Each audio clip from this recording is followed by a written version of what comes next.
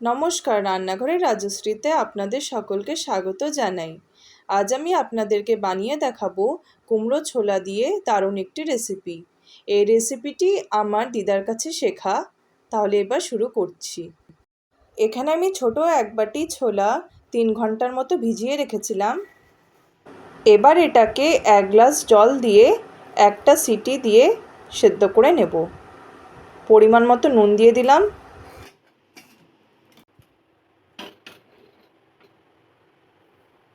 এখানে আমি 500 গ্রামের মতো কুমড়ো নিয়েছি। এবার ভেতরের বীজটা ফেলে খোসা ছাড়িয়ে নেব। খোসা ছাড়ানোর পর ছোট ছোট করে টুকরো করে নিয়েছি।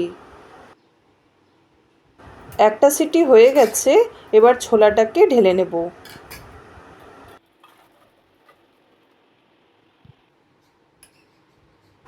প্রেসার কুকারটা একটু জল দিয়ে ধুয়ে নিলাম। এবার আমি মশলাটা তৈরি করে নেব। অল্প আদা আর কয়েকটি কাঁচা লঙ্কা নিলাম। এবার এর মধ্যে কয়েকটি নারকেলের টুকরো দিয়ে দিলাম। অল্প জল দিয়ে মিক্সিতে একটা পেস্ট তৈরি করে নেব। পেস্টটা ঢেলে রাখছি। এবার প্রেসার কুকার গরম করে 1/2 কাপের মতো সর্ষের তেল দিলাম।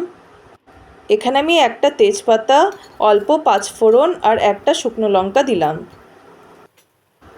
অল্প নেড়েচেড়ে নেবার পর কুমড়োর টুকরোগুলোকে দিয়ে দেব।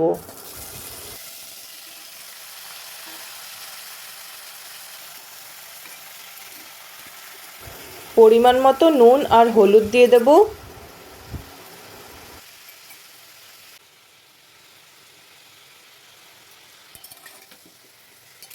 কুমড়োটাকে কিছুক্ষণ ভেজে নেব।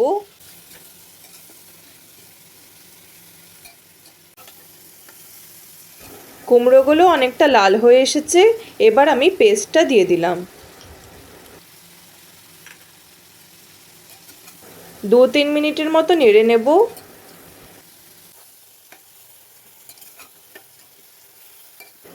হাফ কেটে রাখা টমেটো দিয়ে দিলাম।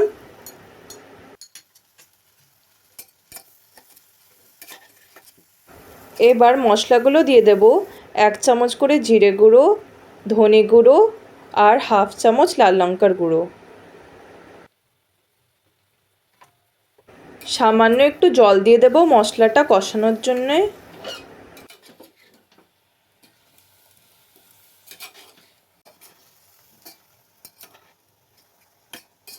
মশলাটা কষানো হয়ে গেছে, এর মধ্যে সেদ্ধ করে রাখা ছোলাটা দিয়ে দিলাম।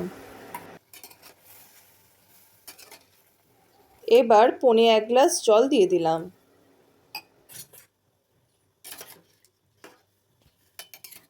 এর মধ্যে ছোট 1 চামচ গরম মশলা আর 1.5 চামচের মতো চিনি দিয়ে দিলাম। চিনিটা আপনারা স্বাদ অনুযায়ী দেবেন। ছোট 1 চামচ ঘি দেওয়ার পর প্রেসার কুকারের ঢাকনাটা লাগিয়ে দেব। প্রেসার কুকারের ঢাকনাটা লাগিয়ে নেওয়ার পর একটা সিটি দিয়ে নিলাম। এবার গ্যাসটা অফ করে দিলাম। 1 মিনিট পর সিটিটা তুলে নিচ্ছি। ঢাকনাটা খুলে নিলাম। এবার একটু দেখে নিচ্ছি। প্রেসার কুকারে কুমড়ো আর ছোলা দিয়ে দারুণ একটি রেসিপি তৈরি হয়ে গেছে। আমার এই রেসিপিটি যদি আপনাদের ভালো লেগে থাকে তাহলে প্লিজ লাইক আর সাবস্ক্রাইব করে দিয়েন।